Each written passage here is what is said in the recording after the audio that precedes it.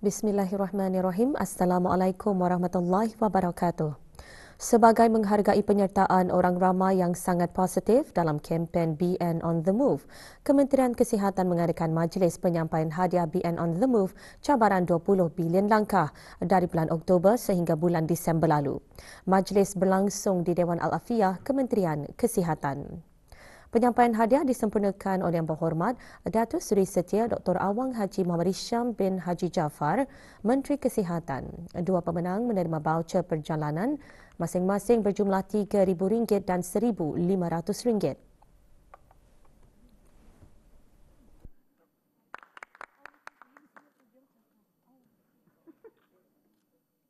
Aktiviti saya di rumah macam bertreadmill, satu kerja pun parking jauh untuk mendapatkan langkah yang terbanyak lah. Satu kalau malam pun balik kerja treadmill juga sampai pagi, kadang mau treadmill pun tidak sanggup tu. 10 km tu ia punya lapnya 34 lap, pandai berhenti sendiri tu. Senaman ini baik juga untuk kesihatan kita ni kan.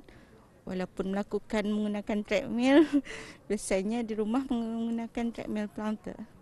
Tapi ada je lah senaman kalau berjalan, biasanya melakukan kegiatan berjalan kaki biasa sajalah. Macam itulah untuk mencapai 10,000, sejam lah habislah menggunakan treadmill tu. Penaik Tarafan Ekonomi Koridor Brunei Guangxi BGEC antara Kerajaan ke bawah Duli Yang Maha Mulia Paduka Seri Baginda Sultan dan Yang di-Pertuan Negara Brunei Darussalam dan Kerajaan Wilayah Autonomi Guangxi Zhuang Republik Rakyat China telah dimeterai pada majlis menandatangani Memorandum Persefahaman MOU antara kedua-dua belah pihak.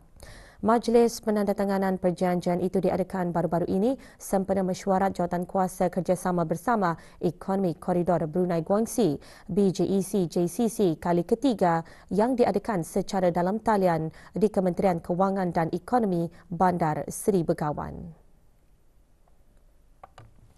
Menandatangani pihak Kerajaan ke bawah Duli Yang Maha Mulia Datuk Seri Paduka Awang Haji Khairuddin bin Haji Abdul Hamid, Timbalan Menteri Kewangan dan Ekonomi. Manakala bagi pihak Kerajaan Wilayah Autonomi Guangxi Zhuang ditandatangani oleh Penonton Utama Naib Governor Sui Guohua. Menyaksikan penandatanganan Yang Berhormat Datuk Seri Setia Dr. Awang Haji Muhammad Amin bin Abdullah, Menteri di Jabatan Perdana Menteri dan Menteri Kewangan dan Ekonomi kedua. Dan Tuan Yang Terutama Lan Tian Li, Gubernur Wilayah Autonomi Guangxi Zhuang. MOU bagi penaik tarafan ekonomi itu menandakan komitmen berterusan daripada kedua-dua pihak untuk mengukuhkan lagi kerjasama dan perkembangan BGEC yang ditubuhkan melalui MOU yang ditandatangani oleh kedua-dua pihak semasa Expo China ASEAN Ka-Expo pada 17 September 2014 di Nanning, Guangxi. Mesyuarat BGEC JCC tersebut mengiktiraf kemajuan yang dicapai dalam kerjasama BGEC dan kerjasama ekonomi dan perdagangan yang berterusan dan semakin erat di antara negara Brunei Darussalam dan Guangxi serta pembangunan pelbagai projek-projek kerjasama di bawah rangka kerja BGEC.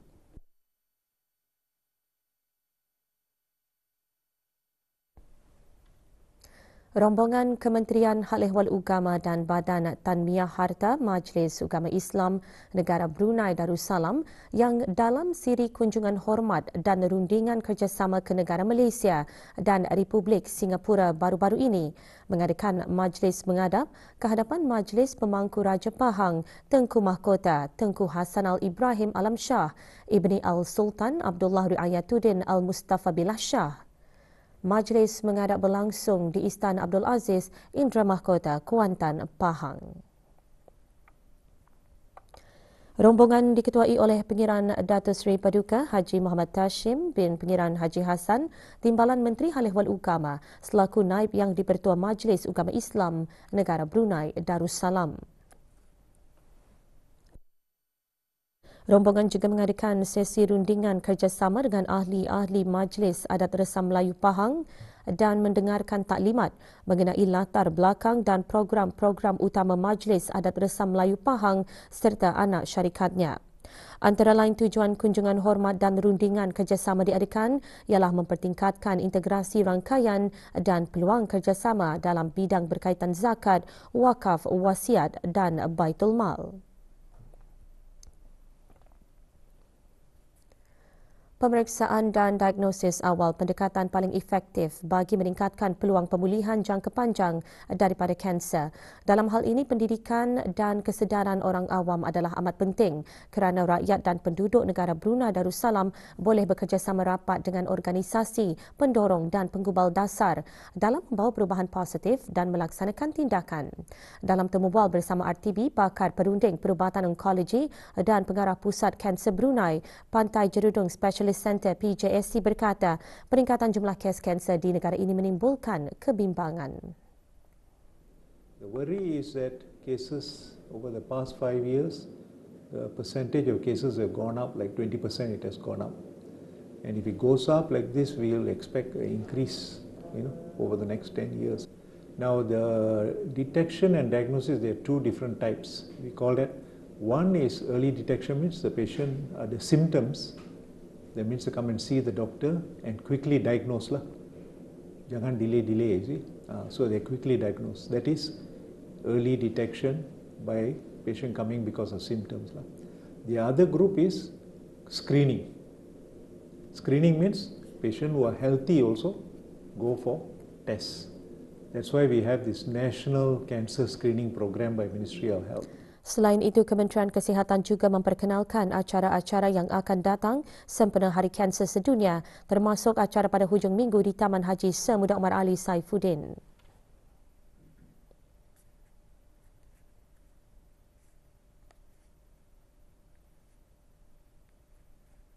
We are trying to clear the fear, because unless you come forward to see the doctor and get your diagnosis done early, so we have unusual symptoms, what we call as red flag signs, macam losing weight ke, or you have unusual lump ke, atau you have coughing out blood, or you are passing blood somewhere, something unusual, then go and see a doctor. So when you have these red flag signs, seek treatment early, you can get early diagnosis.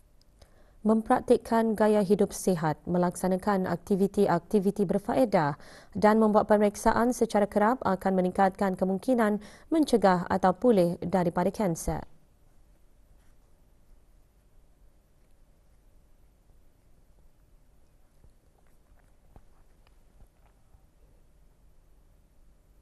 Sementara itu, sebagai tanda sokongan negara Brunei Darussalam terhadap usaha menangani kanser, Jambatan Sultan Haji Omar Ali Saifuddin dinyalakan dengan lampu berwarna biru dan jingga sehingga 8 Februari ini.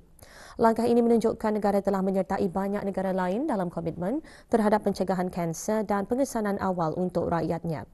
Hari Kanser Sedunia disambut setiap 4 Februari di seluruh dunia dan menjadi ahli Persatuan Kawalan Kanser Antarabangsa UICC Pantai Jerudong Specialist Center PJSC terus menekankan mengenai kesedaran dan tindakan menangani kanser.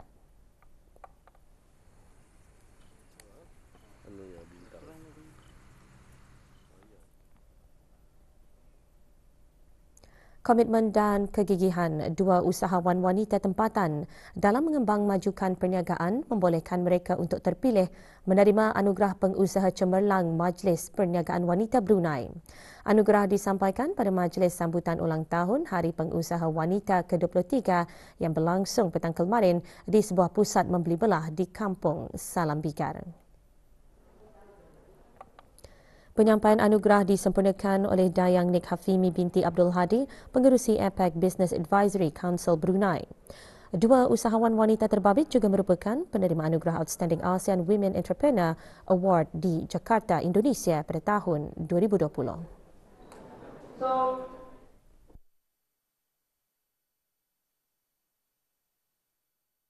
Apa yang Tani buat selama ni berbaloi lah.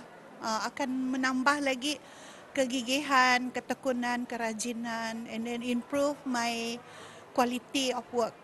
InsyaAllah kalau Allah mengizinkan, mungkin saya mau produk ini ke luar negeri. Tapi masa ni Alhamdulillah ada je orang luar negeri membalikan. Sebahagian besar usahawan wanita tempatan berupaya meluaskan bidang perniagaan bukan sahaja dalam negara bahkan antarabangsa. Sebagai usahawan wanita, mereka perlu memiliki kesungguhan serta kreativiti. Menurut para pengusaha wanita, kejayaan tidak datang bergolek, bahkan memerlukan usaha gigih. Perniagaan yang bermula secara kecil-kecilan boleh membuahkan hasil yang diharapkan.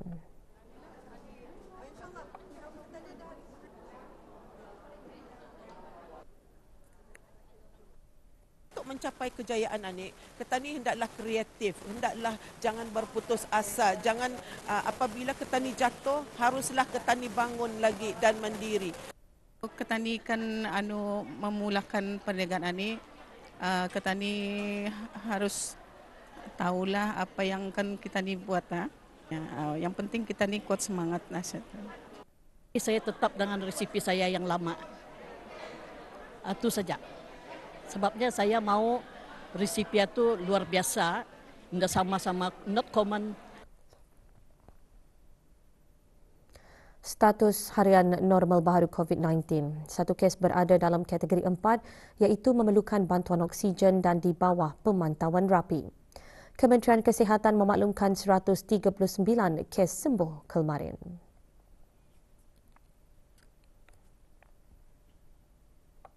Jumlah keseluruhan pemberian 2 dos vaksin COVID-19 bagi kanak-kanak berumur 5 hingga 11 tahun 87.8%.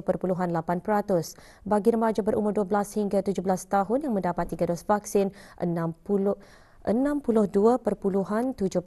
Dan liputan bagi rakyat dan penduduk negara ini yang mendapatkan 3 dos vaksin 79.1%.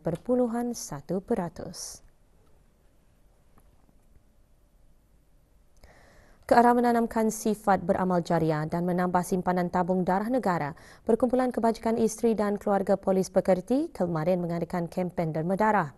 Ia dianjurkan bersama kaki tangan tabung darah Hospital Raja Isteri Pengiran Anak Haja Soleha, Kementerian Kesihatan di Stadium Hasanah Bolkiah Polis Gadong, Ibu Pejabat Polis Gadong. Kempen disertai oleh 61 orang terdiri daripada pegawai dan ahli pangkat rendah pasukan polis di Raja Brunei beserta ahli keluarga pekerti. Antara yang hadir Datin Sabrina Azimah binti Abdullah Chong, isteri Timbalan Pesuruhjaya Pasukan Polis di Raja Brunei selaku pengerusi pekerti dan ahli jawatankuasa tertinggi pekerti.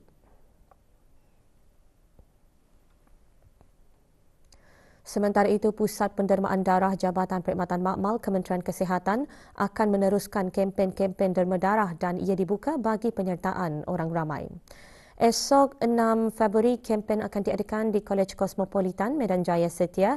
Anjuran Kolej Kosmopolitan bermula pukul 10 pagi hingga 2 petang. Kempen yang sama akan diadakan pada hari Rabu 8 Februari di Perpustakaan Dewan Bahasa dan Pustaka Daerah Tutong mulai 9 pagi hingga 12 tengah hari. Anjuran Dewan Bahasa dan Pustaka Daerah Tutong. Dan di daerah Temburong pula kempen akan diadakan pada hari Khamis 9 Februari bermula 9 pagi hingga 12 tengah hari. Anjuran Dewan Bahasa dan Pustaka Daerah Temburong. Tempahan slot derma darah melalui aplikasi Blood Card bagi kempen derma darah adalah sangat digalakkan. Pusat Pendermaan Darah juga memaklumkan orang ramai nombor talian hotline di pusat tersebut ditukar ke nombor 7440267 dan 7440277. Manakala pihak penganjur yang ingin membuat tempahan slot untuk mengadakan kempen derma darah boleh menghubungi nombor talian 7375745. Sepanjang bulan Januari tahun ini, 14 individu dan 6 buah syarikat dikenakan kompaun keseluruhan berjumlah RM3,700 setelah didapati melakukan kesalahan di bawah bab 12 Akta Kesalahan-Kesalahan Rampaian Pindaan 2021 Penggal 30 kerana membuang sampah di tempat awam dan laluan awam. Syarikat-syarikat yang telah dikenakan kompaun ialah First Emporium, Welcome Development Company, Digimark, Al-Sharjah Technical Services, Farm Basket Grill dan PLN Contractor. Individu-individu dan syarikat-syarikat berkenaan dikehendaki menjelaskan kompaun masing-masing ke bahagian kewangan tingkat 3 bangunan Jabatan Bandaran Bandar Seri Begawan Jalan Perdana Menteri dalam tempoh 7 hari. Sehubungan itu, semua pihak diingatkan untuk sama-sama menjaga kebersihan dan tidak membuang sampah di tempat-tempat awam. Sukan. Universiti Brunei Darussalam UBD muncul juara kejohanan futsal Piala Chancellor. Perlawanan separuh akhir dan akhir berlangsung di Kompleks Sukan UBD. Kejohanan kali ini dianjurkan oleh Persatuan Mahasiswa-Mahasiswi UBD PMUBD dengan kerjasama Universiti Teknologi Brunei UTB, Universiti Islam Sultan Sharif Ali Yunisa dan Kolej Universiti Perguruan Agama Seri Begawan Kupu SB. Saingan peringkat kumpulan telah diadakan sejak 29 Januari lalu dan pasukan UBD, UTB, Kolej Cosmopolitan Cosmo serta Kolej Perdagangan Laksmana LCB mara ke separuh akhir. Naib juara disandang oleh Cosmo manakala tempat ketiga dan keempat masing-masing diraih oleh LCB dan UTB.